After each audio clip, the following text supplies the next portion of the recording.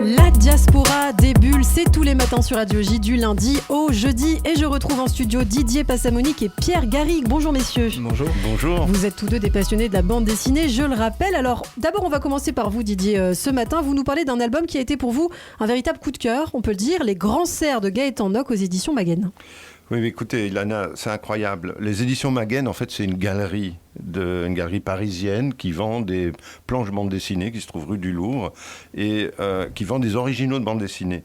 Et c'est un nouveau modèle économique maintenant. Quand on est un jeune dessinateur, eh bien, il faut penser à la fois à la BD et en même temps à la façon dont on expose les planches de BD pour qu'elles puissent se vendre.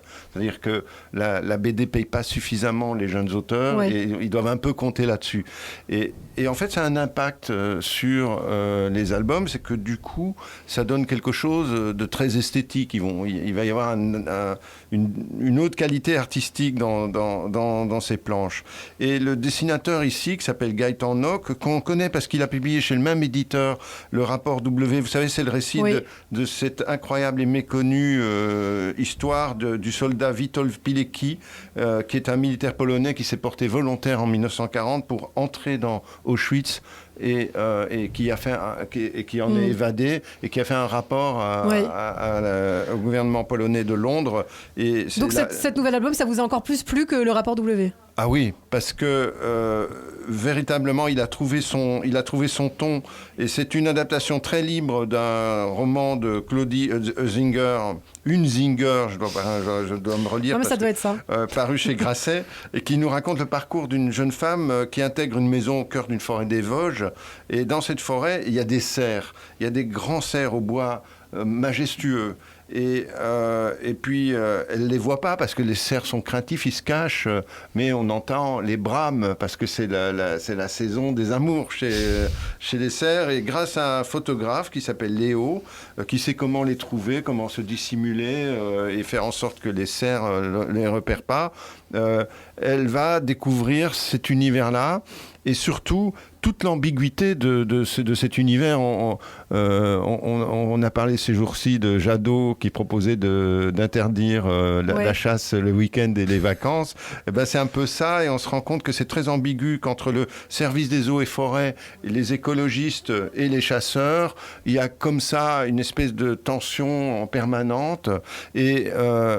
Et tout ça passe dans un album qui est magnifique et qui a des aquarelles absolument extraordinaires et qui font que c'est réellement une merveille. Et donc, c'est Les Grands Cerfs par Gaëtan Nock. Merci beaucoup, Didier. Chez Maguen, aux éditions Maguen, vous avez raison de le préciser. Alors, Pierre, vous allez nous parler aujourd'hui d'une série qui agite la BD jeunesse. Tout à fait, Ilana. Alors, il faut savoir qu'en BD jeunesse, les héroïnes ont la côte depuis déjà pas mal d'années. On se rappelle de Lou, la blondinette de Julien Nel, on se rappelle de Mortel Adèle, qui fait un tabac dans les cours de récré, c'est la rouquine de Monsieur Tan. Bien, désormais, il y a un nouveau phénomène, j'ai nommé les Sisters, dont le 16e album, Cap ou pas Cap, vient de paraître. Alors, les Sisters, petit retour en arrière, naissent en 2006, sous la plume de William Maury, qu'on connaît mieux ici, sous le pseudonyme William, tout simplement. À l'époque, il est très fan de Calvin et Hobbes, la série de Bill Watterson, et il décide de publier sur son blog des petits gags en strip et en noir et blanc. Quant à l'inspiration, il la trouve juste sous ses yeux. Ce sera les bêtises de ses deux petites filles, Wendy, l'aînée, qui a les cheveux noirs et raides et qui est une ado dans toute sa splendeur, toujours à traîner avec ses potes, son mec ou à leur textoter. Et puis, il y a Marine, qui est la cadette, qui a les cheveux blonds et frisés. Et elle, sa passion, c'est évidemment d'embêter sa sœur. Donc là, on se retrouve dans une situation un petit peu à la Tom et Jerry, version gamine, quoi. Les Sisters sont nées. À ce moment-là, William décide de mettre en couleur ses gags sur son blog et il est aussitôt repéré par le taulier de bambou, Christophe Cazeneuve, et la série est aussitôt lancée sur les rails et publiée dans le journal de Mickey, ce qui est quand même un tremplin assez intéressant quand on est un jeune auteur. Ils ont apparemment un fonctionnement très spécifique parce que Cazeneuve, c'est le scénariste principal, William dessine, mais ensuite William repasse sur les dialogues de Cazeneuve pour parfois les réécrire et les rendre plus réalistes, en fait. Et plus en adéquation avec ce qu'il a expérimenté en tant que papa. D'ailleurs, le papa des Sisters dans la BD est lui-même dessinateur de BD. Et donc là, c'est le 16e tome que vous nous présentez. Exactement. Cette fois-ci, alors Marine, la cadette, a un nouveau tic qui agace Wendy, évidemment. Elle n'arrête pas de jouer au cap ou pas cap. Bon, je vais pas spoiler, mais Wendy parvient finalement à le retourner contre sa cadette pour un petit peu lui faire les pieds. Et c'est comme d'habitude très drôle. le dessin de William, il faut le saluer, parce qu'il est tout en souplesse, tout en rondeur, et il se démarque des autres publications jeunesse, à mon avis. Et comme d'habitude, grâce notamment à ce système de retour d'ascenseur entre Cazeneuve et William, les dialogues font mouche.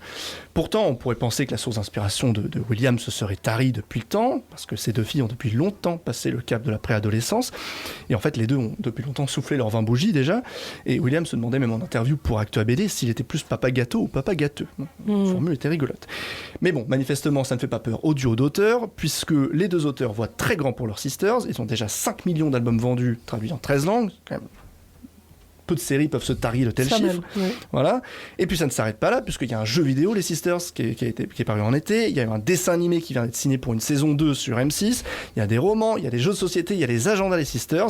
Bref, Les Sisters ne grandissent pas, mais leur univers ne cesse de s'étendre. Eh bien, merci beaucoup de nous faire découvrir donc Les Sisters, tome 16, Cap ou pas Cap, aux éditions Bambou. Merci messieurs, je vous retrouve demain matin sur Radio Eh bien, à demain. À demain.